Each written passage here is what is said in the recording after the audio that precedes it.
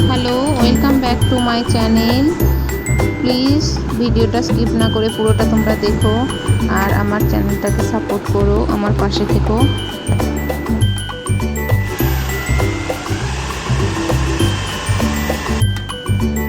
রান্না হচ্ছে রাইস কুকারে ভাত, তো ভাতটা চাপিয়ে দেওয়া হয়েছে।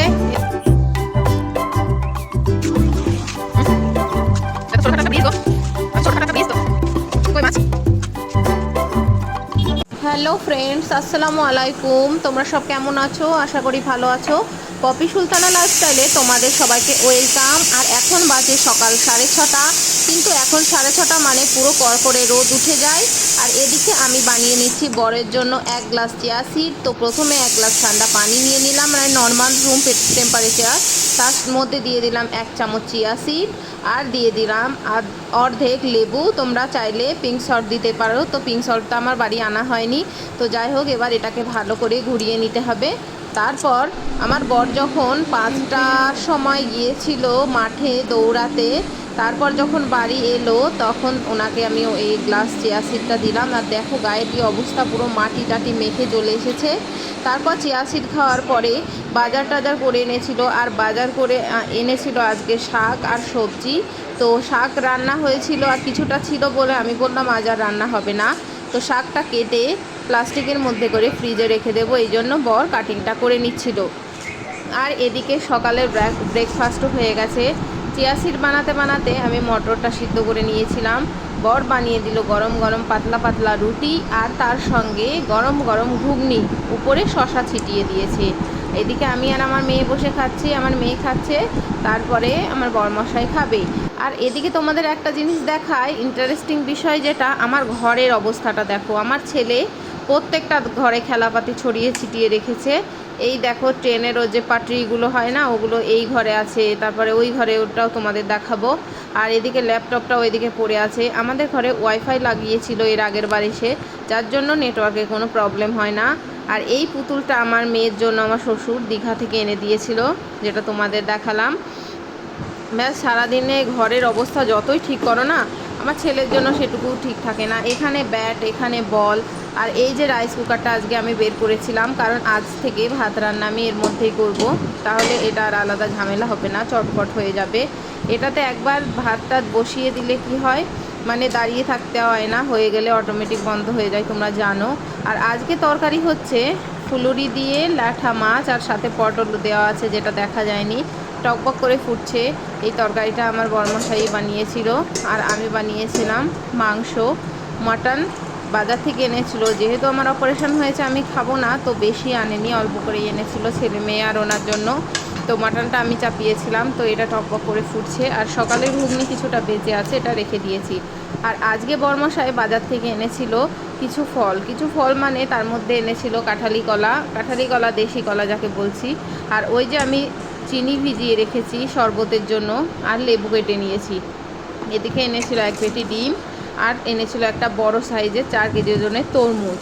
আর যেহেতু পোলট্রির ডিম 1 পেটি এনেছিল, আর আমার ননদ গ্রাম থেকে কটা দেশি ডিম পাঠিয়েছিল। আর আনা হয়েছিল 2টো বাটা মাছ ভাজার জন্য, কিন্তু ওটা ভাজা হয়নি, আমি ফ্রিজে রেখে দিয়েছিলাম। আর শরবতের জন্য চিনিটা হালকা গুলিয়ে গেছে, এবার আমি লেবু চিপিয়ে এটাকে ভালো করে মিশিয়ে নেব শরবত বানানোর জন্য। যা রোদ গরম পড়েছে, একটু শরবত খাওয়া শরীরের পক্ষে খুবই ভালো। তার জন্য আমি লেবু পানিটা বানিয়ে সবাইকে খাওয়াবো এবং নিজেও খাওয়াবো, যেটা গরমে খাওয়া খুবই জরুরি এবং খুবই উপকারী। এখন ওয়েস্ট বেঙ্গলের টেম্পারেচারও কিছু কম নয়, 40-এর উপর সবসময়ই থাকে, পাঞ্জাবের মতোই হয়ে গেছে। আজ রান্না হচ্ছে রাইস কুকারে ভাত।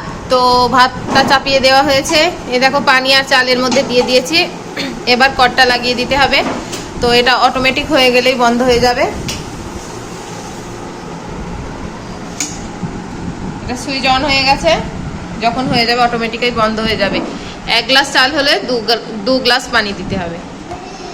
এদিকে আমার ছেলে দেখো দোলনা খাচ্ছে, ওর কাজকর্ম তো কিছু নেই, তো সারাদিন এই। তারপর শরবত বানানো হয়ে গেছে, আর আমি গ্লাসে গ্লাসে ঢেলে নিচ্ছি। ঢেলে নেওয়ার পর সবাইকে সার্ভ করে দেব। 3টে গ্লাস নিয়ে নিয়েছি 3 জনের জন্য, আমি লাস্টে খেয়ে নেব। তো দেখো আমি 1 গ্লাস করে, 1 গ্লাসের একটু কম কম করে সবাইকে দিচ্ছি।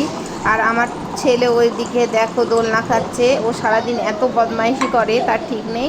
আর আগেই বললাম টেম্পারেচার যেহেতু অনেক বেশি, ওয়েস্ট বেঙ্গলে আসার পর ভেবেছিলাম একটু বৃষ্টি হবে, তো বৃষ্টির দেখা এখনও পর্যন্ত আমরা পাইনি। প্রচণ্ড গরম। তো শরবত রেডি। তারপর শরবতটা খেয়ে বিশ্বাস করো গরমের মধ্যে আমার মন প্রাণ পুরো ঠান্ডা হয়ে যাচ্ছিল। যেন প্রাণ ঠান্ডা শরবত সবাইকে দিয়ে দিলাম, সবার খাওয়া হয়ে যাচ্ছিল।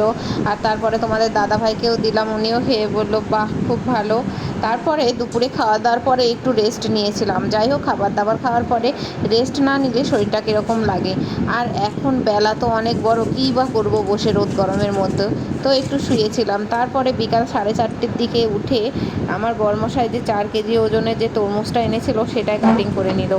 দেখো কতটা লাল, খুব লাল ছিল, কিন্তু খুব মিষ্টি বলবো না, মোটামুটি ছিল, কিন্তু যেই পরিমাণ লাল ছিল সেই পরিমাণ মিষ্টি ছিল না। যাই হোক, ছেলে মেয়ে ঘুমিয়েছিল, ওদের জন্য রেখে দিয়েছিলাম। আর আমি আর আমার বরমশাই বসে একসঙ্গে খাচ্ছিলাম। তো দেখো তরমুজটা খেতে আমার বেশ ভালোই লাগে, তোমরা সবাই জানো গরমে আমি তরমুজ খেতে খুব ভালোই বাসি। আর ডাক্তারে যেহেতু বলেছে পানি জাতীয় ফল খেতে, যেমন শসা, তরমুজ, তো আমি অপারেশনের পরে এগুলোই বেশি খাই। তো দেখো বসে বসে খাচ্ছিলাম।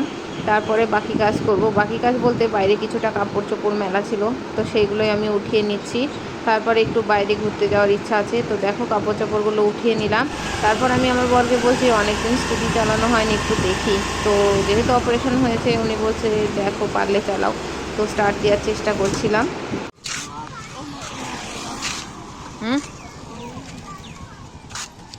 এটা তো ছোটোখাটো একটা ব্রিজ গো, আমি তো ছোটোখাটো একটা ব্রিজ। তো কই মাছ,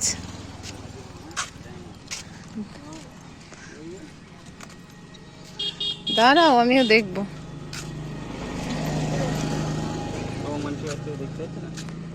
বাড়ি থেকে 5 মিনিট দূরে একটা ব্রিজে আমরা ঘুরতে গেছিলাম। তো অনেকবার ওই ব্রিজের ওপর দিয়ে গেছি, কিন্তু কখনো দাঁড়িয়ে এটা দেখা হয়নি। তো দেখলে তো নিচে মাছগুলো দেখা যাচ্ছে, যে পানি আছে পানির মধ্যে এত মাছ ছিল, উপর থেকে দেখা যাচ্ছিল। তো দেখো আমার পিছন দিয়ে যে রাস্তাটা ছিল এটা দিয়ে আমরা শ্বশুরবাড়ি যেতাম, আর তখন সূর্যটা ডুবে যাচ্ছিল। এই সিনটা দেখতে খুব ভালো লাগছিল। আর এখানকার পরিবেশ আবহাওয়াটা এতটাই সুন্দর ছিল, ঠান্ডা আবহাওয়া। তো ব্রিজ, আগেই বললাম ব্রিজের উপর দিয়ে অনেকবার গেছি, কিন্তু আজ যখন প্রথমবার দাঁড়িয়ে চারিপাশটা দেখছিলাম, নিচে পানি, উপরে দাঁড়িয়ে আছি, এতটা সুন্দর একটা আবহাওয়া বা অনুভূতি তোমাদের কি বলবো। তো যাই হোক, আমরা সবাই মিলে ডিসাইড করেছিলাম এখানে ঘুরতে যাব। দেখো পিছনে রাস্তা দিয়ে গাড়ি যাচ্ছে, জেসিপি যাচ্ছে, আর ছেলে তো খুবই খুশি হয়েছিল। তারপর ঘুরে টুরে ওখান থেকে বাড়ি আসার পথে চলে গেলাম মিষ্টির দোকানে। গিয়েই ওখানে সিঙ্গারা সন্দেশ আমার ছেলে হাতে নিয়ে নিল। আর মিষ্টির দোকান থেকে কি কিনলাম সেটা তোমাদের বাড়ি গিয়েই দেখাবো। এখানকার মিষ্টির দোকানগুলো দেখো এরকমই হয়, পাঞ্জাবি বিলকুল আলাদা, তোমরা তো জানো। আর রাস্তা পার হচ্ছিলাম, তো এদিকে আমার বর বলছিল চিকেন তন্দুরি নেবে, তো আগের দিন নিয়ে গেছিল, এত ফুড কালার ছিল আর কাঁচা কাঁচা ছিল, ওর জন্য আমি বারণ করলাম, নেওয়ার ইচ্ছা ছিল না। হয়ে গেছে। আর এদিকে আমার মুড়ি মাখা হয়ে গেছে, এই দেখো। আর লাল চা বানিয়ে নিয়েছি, এটা লেবু চা আমার বরের জন্য। আর বাজার থেকে আনা হয়েছে গরম গরম সিঙ্গারা, তো এটাই আমি এবার মুড়ির মধ্যে ঢেলে দেবো। ওয়েস্ট বেঙ্গল ফেমাস সিঙ্গারা, দেখো ওখানে তো পাওয়া যায় ওখানে। তো এখন সন্ধ্যাবেলা এগুলোই খাওয়া হবে।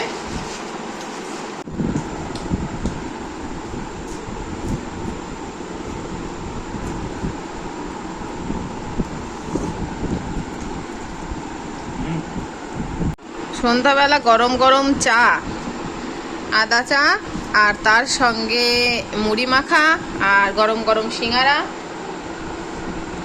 দেখো আমার ছেলে পুরো গামলার মধ্যে ঢুকে পড়ছে। কি খাচ্ছ এটা, তুমি কি খাচ্ছ?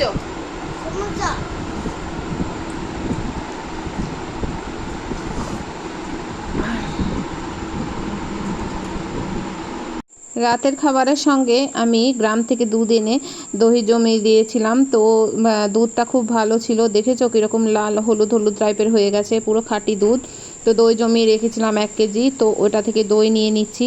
তো রাত্রিবেলার খাবারে দই না খেলে আমার বেশ ভালো লাগে না, 2 দিন খাওয়া হয়নি। আর তখন মিষ্টির দোকান থেকে সিঙ্গারা তো তোমরা দেখলেই, আর এনেছিলাম ছানার জিলিপি, যেটা আমার খুব খেতে ইচ্ছা হয়েছিল। তো ছানা জিলিপি দিয়ে আজকে রাতে আমি রুটিটা খাবো, তরকারি খাবো না। তো রাত্রিবেলার খাবার রেডি, মিষ্টি, দই ছানা জিলিপি, দই আর রুটি আর সাথে কষা মাংস খাসির। তো ভিডিওটা এই পর্যন্ত। ভালো লাগলে চ্যানেলটাকে সাবস্ক্রাইব করে দিও। বাই।